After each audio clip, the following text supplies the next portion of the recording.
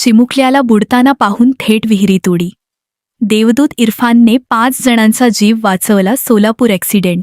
सोलापूर जिल्ह्यावर शोककळा पसरवणाऱ्या घटनेनं मन हेलावून गेलं आहे. माळशिरसमध्ये घडलेल्या अपघातात एकाच गावातील 8 जणांचा मृत्यू झाला. जिल्ह्यातील म्हसवड, सोलापूर येथून सिद्धनाथाचे दर्शन घेऊन परतणाऱ्या भाविकांचा पिकअप टेम्पो रस्त्याकडे असलेल्या धोकादायक विहिरीत पडल्याने 8 जणांचा दुर्दैवी मृत्यू झाला असून 7 जणांना वाचविण्यात ग्रामस्थांना यश आले आहे. ही दुर्घटना आज सायंकाळी 5 वाजण्याच्या सुमारास घडली. सातारा सोलापूर रोडवरील तांदुलवाडी येथे रस्त्याच्या कडेला असलेल्या धोकादायक विहिरीचा अंदाज न आल्याने हा टेम्पो थेट या विहिरीत कोसळल्याने ही दुर्घटना घडली. ही घटना आहे. 8 लोक या ठिकाणी मृत्युमुखी पडले आहेत. त्यात बहुतांशी महिला आहेत, लहान मुलं आहेत. अतिशय दुर्दैवी घटना आहे.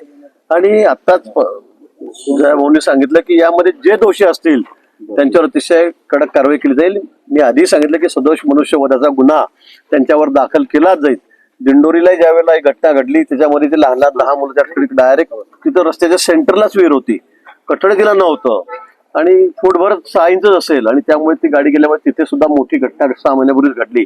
तिथे आम्ही जे जबाबदार आहेत त्यांच्यावर त्या ठिकाणी गुन्हा दाखल केला. सदस्य मनुष्यवधाचा सीओनवर पण गुन्हा दाखल केला कारण ते तेवढे त्या ठिकाणी जबाबदार होते.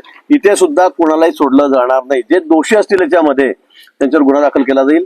आणि अशा रस्त्याच्या बाजूला ज्या विहिरी आहेत की त्यांना तुम्ही कठडेच करत नाही, म्हणजे तुम्ही पूर्ण विहीर बांधतात पण 3 फुटाचा जर वरती तुम्ही रिंग टाकली त्याला फरक काय पडणार आहे, पण तुम्ही ते करत नाही आणि त्यामुळे अशा गोष्टी घडतायत. अशा एवढ्या मोठ्या दुर्घटना घडतायत.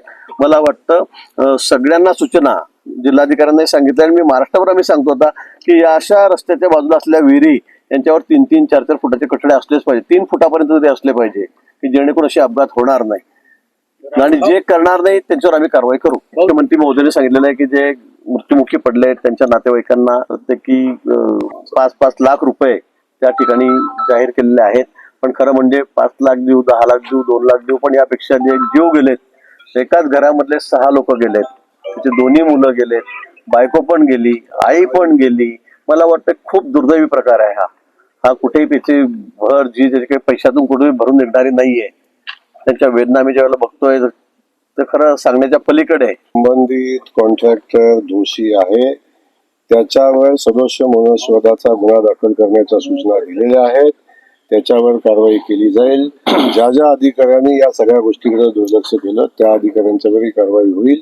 त्याच्यामध्ये कोणालाही सोडलं जाणार नाही.